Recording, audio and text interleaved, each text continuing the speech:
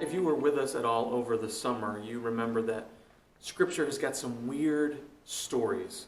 There are just some things that are odd, some things that don't seem to make sense, some things that just are strange that have been included in what God has passed down to us. And today's story that we're going to look at is one of those weird stories. It takes place in Luke chapter 8. Now, Jesus had just spent the night sailing across the Sea of Galilee with his disciples. They were in the boat, and then a storm came up that was so crazy that everyone thought they were going to drown, and Jesus simply, with his words, calmed everything down.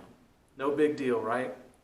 And he lands on the other side of the shore, where he's getting ready to go, and immediately he's met by a demon-possessed man. But this isn't any demon-possessed man. This man is naked, and he's dirty, and he's got chains hanging off of him because he's been so strong that anytime someone's tried to subdue him, he's been able to rip free of the restraints.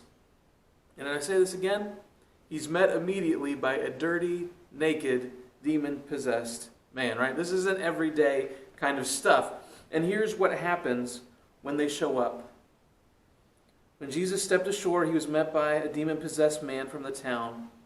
For a long time, the man had not worn clothes or lived in a house, but had lived in the tombs. When he saw Jesus, he cried out and fell at his feet, shouting at the top of his voice, "What do you want with me, Jesus, Son of the Most High God? I beg you, don't torture me." For Jesus had commanded the evil spirit to come out of the man. Many times it had seized him, and though he was chained hand and foot and kept under guard, he had broken his chains and had been driven by the demon into solitary places. Jesus asked him, "What's your name?" "Legion," he replied, because many demons had gone into him. And they begged him repeatedly not to order them to go into the abyss. A large herd of pigs was feeding on the hillside. The demons begged Jesus to let them go into them, and he gave them permission. When the demons came out of the man, they went into the pigs, and the herd rushed down the steep bank into the lake and was drowned. When those tending the pigs saw what had happened, they ran off and reported this in the town and the countryside, and the people went out to see what had happened. When they came to Jesus, they found the man from whom the demons had gone out, sitting at Jesus' feet, dressed and in his right mind. And they were afraid. Those who had seen it told the people how the demon-possessed man had been cured. Then all the people of the region of the Gerasenes asked Jesus to leave them because they were overcome with fear. So he got into the boat and left. It's a weird story, right? Demons and pigs and people making Jesus leave after he does miraculous healing stuff. It's also weird for me because I don't exactly know where to relate in the story, right? Like, I don't want to be Jesus in this story because I know that's not my place, and the disciples aren't really mentioned, so I can't necessarily be with there. I'm not the pigs.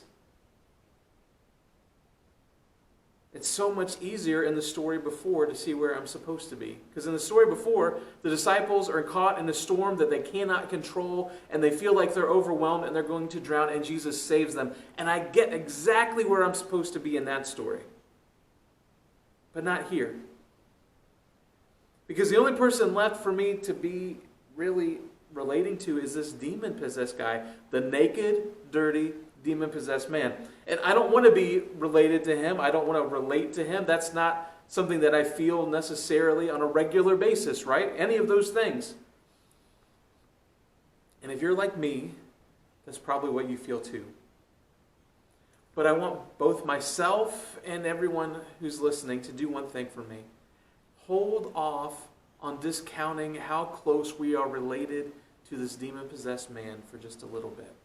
Because it could be that we are closer to him than we want to be. I wonder how he got so many demons, right? You think one is bad enough, but here's a man who is filled with an army's worth of them. I wonder if he got them the same way that you and I tend to get them. Matthew chapter 12 tells another story that Jesus tells. And he's talking about the story of a demon who was in somebody, and then they were able, through some effort, to get the demon to leave and clean up the inside, because that's where they go. And then the demon eventually came back, and he looked in at the window and saw that the place was still empty. It was cleaned up, it was still empty. So he went and got some of his buddies, and they all came and moved back in together. He got 7 more to join him, so now there went from 1 to 8, and they were able to come in, and it says that the final condition of the person is worse than it was at first, because the person got rid of one but never filled in the space that the demon had been keeping. I think that's how demons tend to show up, right? We have this space that needs to be occupied, and when it's not, something is going to fill it. That's what I learned from my dad when it comes to nature. Nature does not like a vacuum. If there's an empty space, it will fill it with something. Sometimes that thing that it fills it with is a tornado. And so the man had encountered Jesus, probably started off like you and me, probably started off like this guy who got rid of one thing and then something else showed up because he was trying to find something to fill it. It is that space that you cannot seem to satisfy. It is that place within you that does different things for different people, but every time it comes down to the fact that there is something missing. There is something more. There is something that you do not yet have that you know you need. Like it's just ingrained into you. You are born with this. There is something that is supposed to be here that isn't there. And so you will try whatever you can to put something here to see if it's it. If it is the thing that needs to stay. Some of us try money. And money promises to fill this space here with more stuff, literally stuff. So the more I have, the happier I will be, the better my life will be. And so we get and we get and we get, and eventually we will do it no matter the cost. And we end up like the Rockefellers who said, how much is enough? And he just said a little bit more. It's always a little bit more. And we aren't careful about who gets hurt in the way of getting that.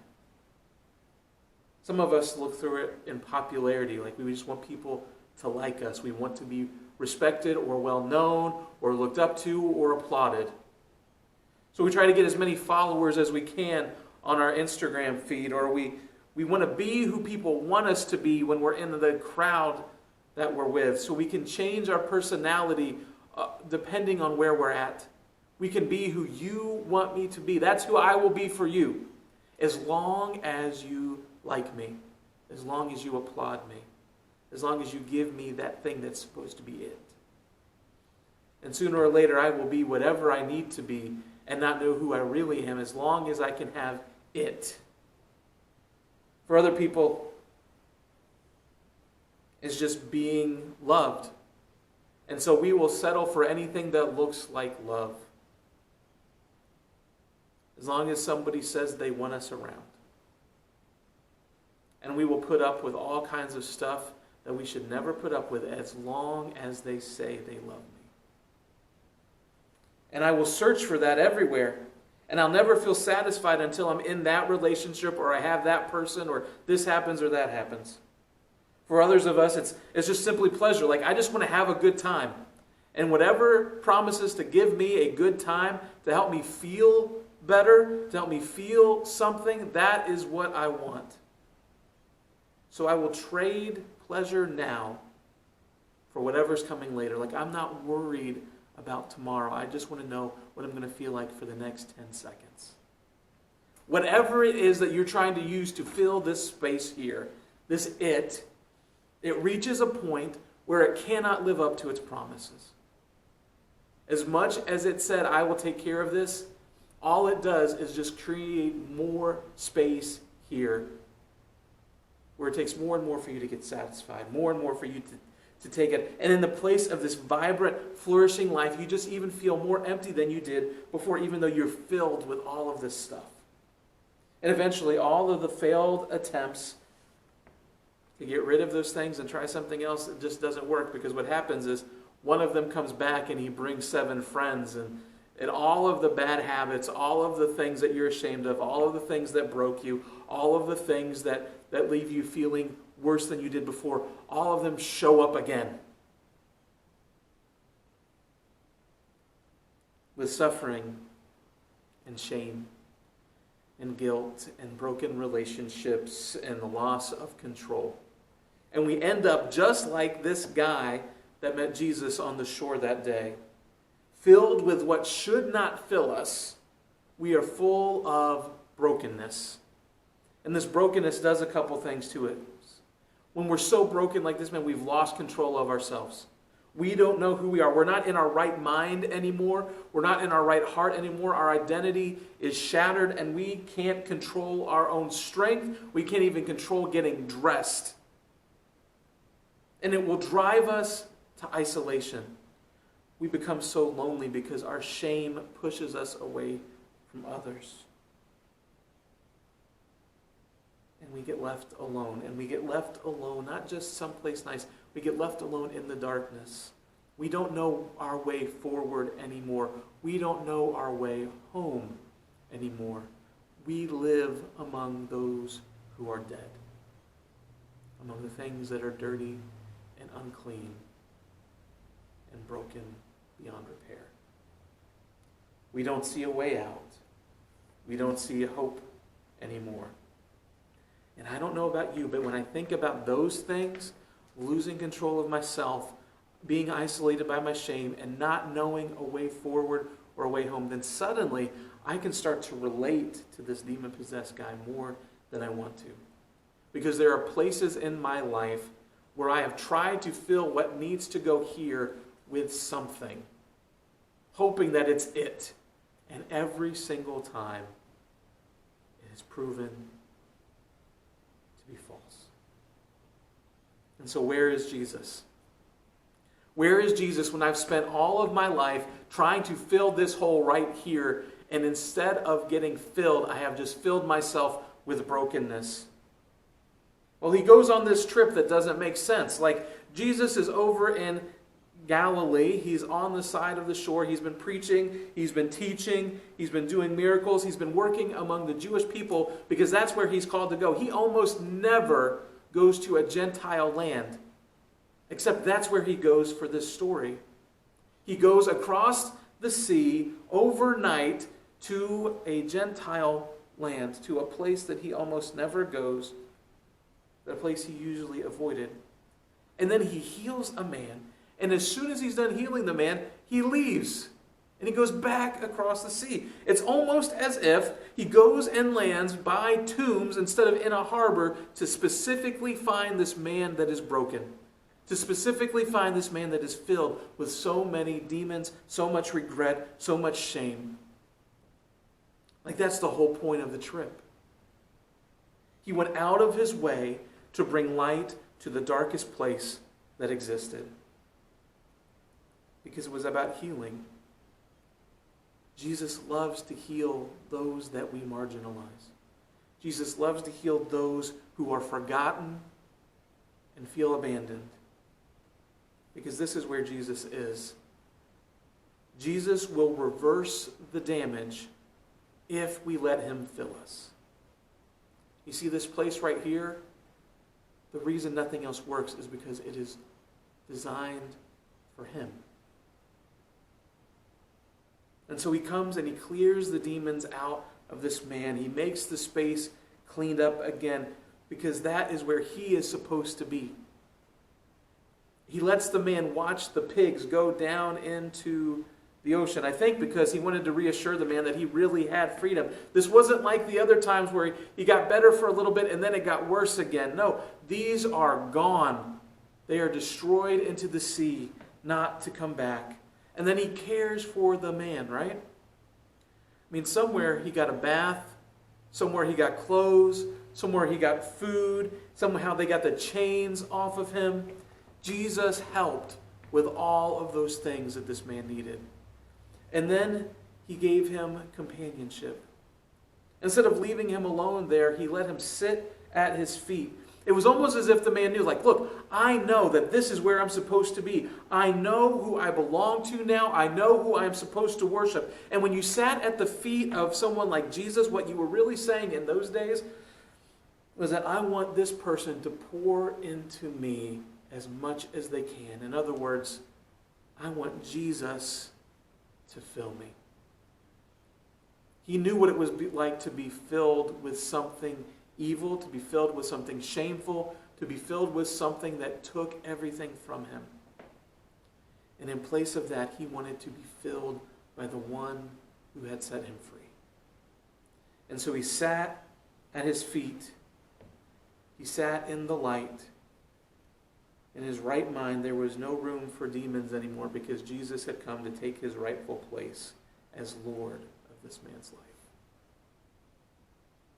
You see, it wasn't just that Jesus had freedom, but Jesus was now the one that he pledged himself to. That he was willing to be filled with and be obedient to. Jesus was the it all along. And so Jesus filled him, and then he did something else. He gave him purpose. The man didn't have to go searching for anything anymore. It says in verse 38, the man from whom the demons had gone out begged to go with him, but Jesus sent him away, saying, return home and tell how much God has done for you. Like, you don't have to be right with me. I will still go with you. This is what you are supposed to do with your life now. And so the man went away, and he told all over town how much Jesus had done for him. Did you catch that? Jesus told him to go and say how much God had done, and he said how much Jesus had done, because he got that Jesus was not just simply a man. Jesus is God. And how different would his life look from this point forward? The one who had been sent away to live in the tombs was now going all through town with everyone around him to tell them how much Jesus had done for him. The thing is, Jesus is ready to do that for you too. Those things that you've been trying to fill that have now filled you with brokenness, the things that you can't even control about yourself anymore, Jesus wants to clear those out if you are willing to give him his rightful place, if you are willing to let him fill you. The one who calms the winds and the waves wants to free you from your demons. He wants to invite you to let him into your life, not just as a cleaner, but as a Lord. He will meet you in your darkest and most shameful place, your most hopeless place, and he will reverse what has happened and give you purpose moving forward, because he will fill the place right here. I was raised by my grandparents, came out of parents that had drug and alcohol addiction. I started getting into some trouble, mostly with boyfriends, running around, sneaking out, those type of things. I had been getting in enough trouble that my grandparents asked me to move out. So Wes came into my life. I worked at a little pizzeria, Alfano's, in Knoxville, Illinois. He was a Coca-Cola delivery driver that chose to hang out with me an hour or 2 hours on his route every day. And we had kind of been talking and seeing each other. So I called Wes, and he said, well, why don't you move in with me? I became pregnant within 8 months. He married me when I was 8 months pregnant with Ethan. Within a few more months, less than a year after that, I was pregnant with Trinity. And so it kind of went on from there that we tried to make things right on our own accord, and things just kept increasingly getting worse. Things kind of came to a head, and I kicked him out. I told him I was done. This was not going to happen, and I needed to care about the kids, and he needed to grow up and all of these things. So we moved across the street. One night when we had missed each other a lot, and our judgments were definitely down, we were together, and Trinity was only 4 months old, and I became pregnant with Gabe. I was 7 months pregnant with Gabe, and I remember on the stand wanting to scream out to the judge when he asked me, is there anything that you can do to reconcile? Is there anything you can do? And everything in me wanted to say, well, we could choose Jesus and we could go to counseling and we can make this work. But what really had happened is we built a kingdom of our own. And God wasn't a part of that. That needed to fall, and that's what was happening. And it felt like death. I grieved about that quite a bit. Wes, he recalls a night that he went back to the trailer, the night that he longed for. No kids. I wasn't there. And he could do whatever he wanted to. And he felt that loneliness. And he heard God speak to him. And in that moment, he repented. Within 10 months of our divorce, we were walking back down the aisle. And we were walking down the aisle to Amazing Grace. I remember the Lord steadying my heart that day, that I was trusting God, that everything that we had built had fallen and was dead.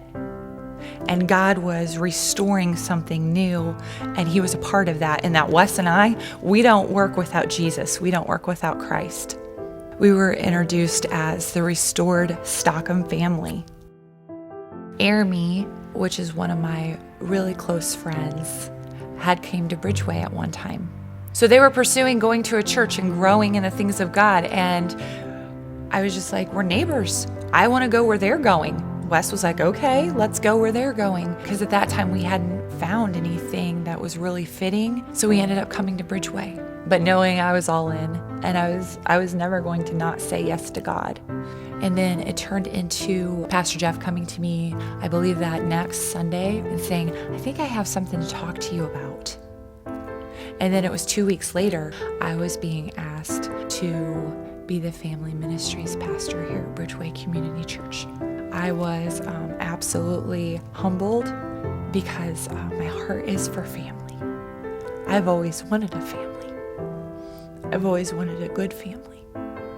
And not only has God opened up the door for me to be a part of having a healthy family and learning what that looks like and walking through that and growing, but also on top of that has allowed and entrusted me to help and to mentor and to pray for and to walk alongside other families.